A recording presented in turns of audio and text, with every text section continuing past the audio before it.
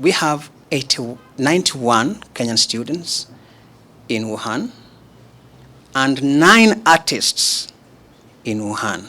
So in Wuhan region, we are talking about, we're talking about 100 Kenyans in that, that region. But why are there so many students from Kenya in that region? And that is because Wuhan is the education center of China.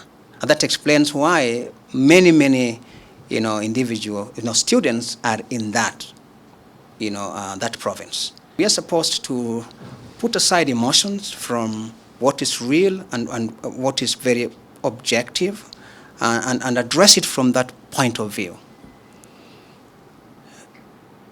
We understand how this virus, operate, how it affects.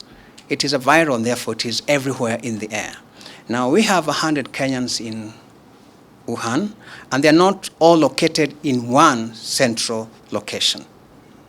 And therefore, if and when that decision to bring them back home is made, because it's a consideration that is being looked into, it's not that it's put off the entry completely.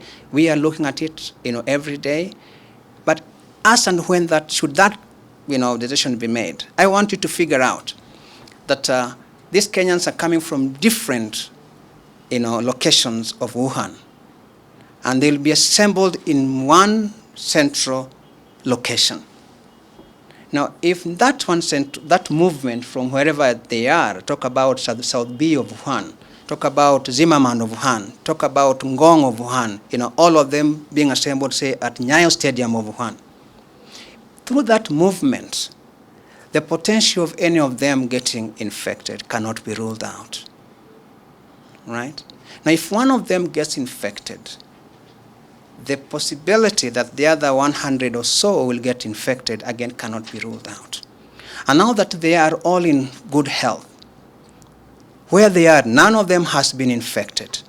If you were to put the 100 together, and one of them is infected, they are flying back home, and then in the process of that flight, again, 4 or 5 or even 50 are infected, would you want to go through that?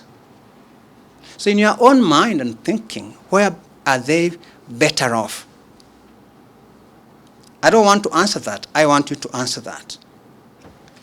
In terms of psychosocial support, the Ministry of Health is working very, very closely with the Ministry of Foreign Affairs and to support the parents of students who are in China, who number about 91 plus 9 acrobats.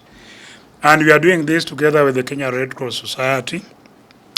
However, the situation in China is now getting better in terms of the numbers. And we'll continue to provide that psychosocial support. We are also gone ahead to be able to give further support in terms of finances. Yesterday, the Ministry of Foreign Affairs released Kenya shillings 1.3 million to be distributed to the 100 students plus the acrobats in China for their upkeep. Further, the People's Republic of China also donated $5,000 worth of provisions, which the Kenyan embassy in Beijing is processing for onward transmission to the students.